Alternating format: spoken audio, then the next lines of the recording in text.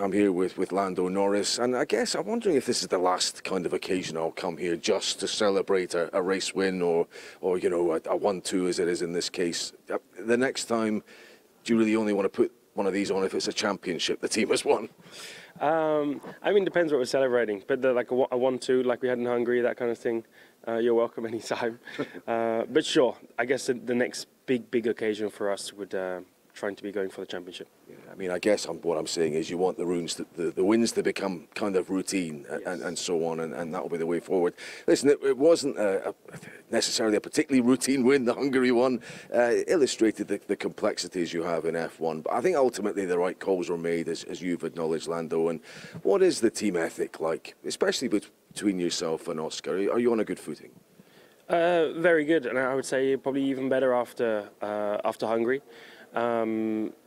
Yes, of course, things are always going to get questioned and almost blown out of proportion a little bit, but we're good. The team are in very good form. We're all trusting in one another. We're all working together very well, and for us, that's the most important thing. It's a strength of ours. It's where we are now, doing what we are doing now, and that's performing as one of the best teams, and if not the best team in Formula One. So I'm proud of where we are and what we're doing, and it's for us to try and keep up.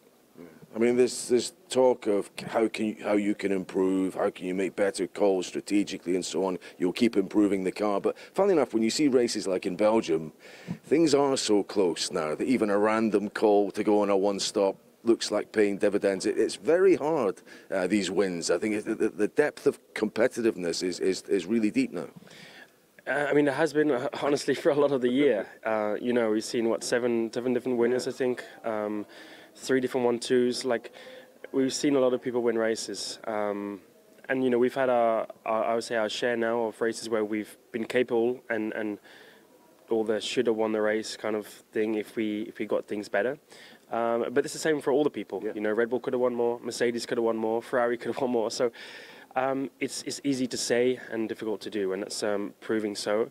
But the competition is good. It's good for you guys watching. It's difficult for us to execute perfectly every weekend, but that's the standard we need to be at. And it's clear, and not in a bad way, but it's clear we have work to do. We have things to improve on because we are not at the level that we want to be. I'm not at the level I want to be at, and we just have to keep working hard. Okay, listen, you're still in the Drivers' Championship. The team's very much in the Constructors.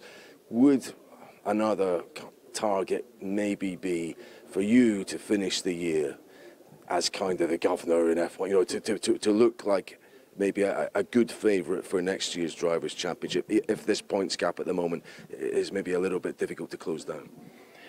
I mean, it's always nice to say things like that and have that optimism.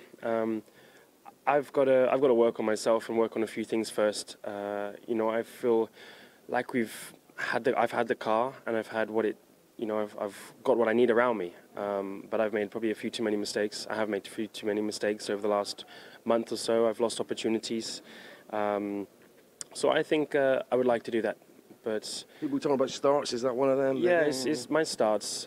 Just some decision making here and there, but I don't know. Like it's small things that have had big consequences, and a lot of stuff now in Formula One, a small difference will have a big consequence because it's so close, like you've just said. But I know that, and I know I've got to work on my things and keep focused. So that's all I use the summer break for. As much as it's to disconnect, it's to review a lot of things and make sure I come back stronger. Okay. One last thing. While I've got you, and I know you're good friends with Carlos Sainz.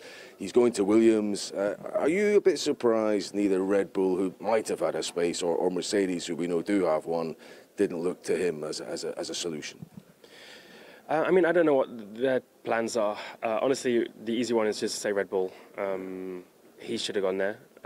In my eyes, obviously, I'm biased. I know Carlos more than I know Checo and that kind of thing, but Carlos deserves a lot. He's one of the best drivers in Formula One. He's proven that countless times.